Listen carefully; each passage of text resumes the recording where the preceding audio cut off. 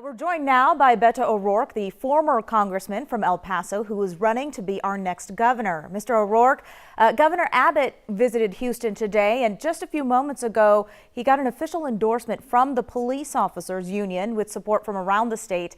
How will this endorsement for Abbott affect your campaign?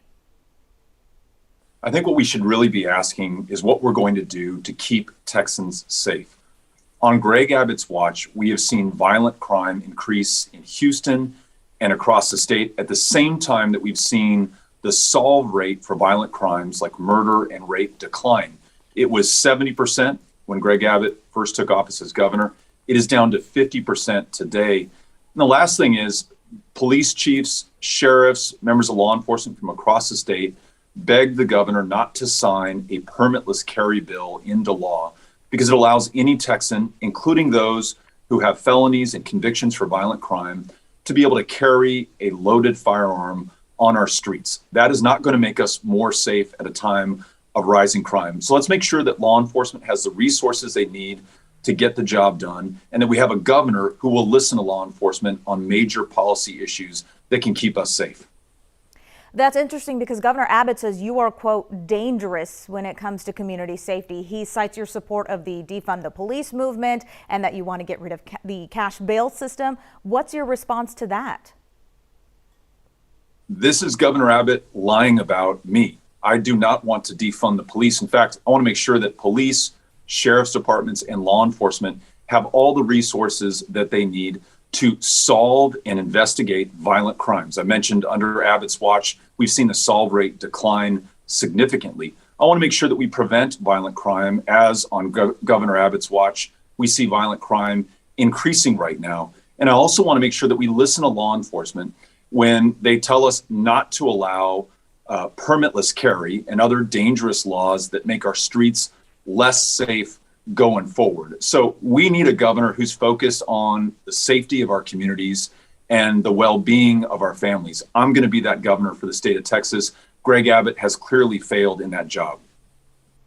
I want to talk about the pandemic now. You tweeted recently that Governor Abbott is responsible for those long COVID testing lines that we've seen in the last couple of weeks, along with the high positivity rates and hospitals being overwhelmed.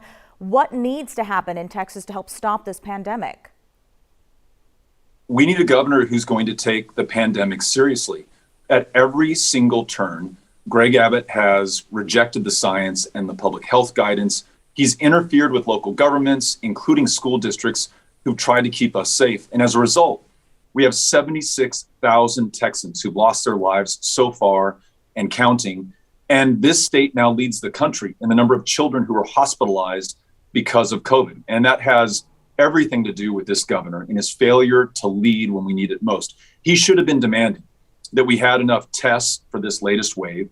He should have been demanding that we had the treatments. He should have been investing in the infrastructure of public health so that we were prepared. Instead, he has spent $3 billion trying to militarize our border, sending the National Guard, 10,000 members there right now, who can't do much of anything at all. And we've lost 4 Guard members in the process. We need a governor who's going to focus on the problems that we have at hand. Number one is making sure that we get on top of COVID and stop the deaths that we're seeing. And number two, we've got to make sure that this grid is ready for any severe or extreme weather we have going forward. And number three, we've got to get back to the basics in Texas, focusing on jobs, great public schools, and expanding Medicaid so that we have more healthcare options, especially in the moments like these where we're in a pandemic. I want to talk about the campaigns now. We're going to get more information, I think, later on this week about campaign fundraising. It's been clear, though, that Abbott is out fundraising you. Is there enough in your war chest to make it to November? Look, I'm not going to be like Greg Abbott taking $1 million checks from energy executives. That is literally what Abbott did after the winter freeze and the grid failure. When Kelsey Warren's company made $2.4 billion, Abbott took a $1 million campaign contribution check from him. But what I will have is the support of the people of Texas. More than 100,000 individuals have given a donation to this campaign so far at betofortexas.com. That's the way that we're going to raise the resources to reach the voters who are going to decide the outcome of this election.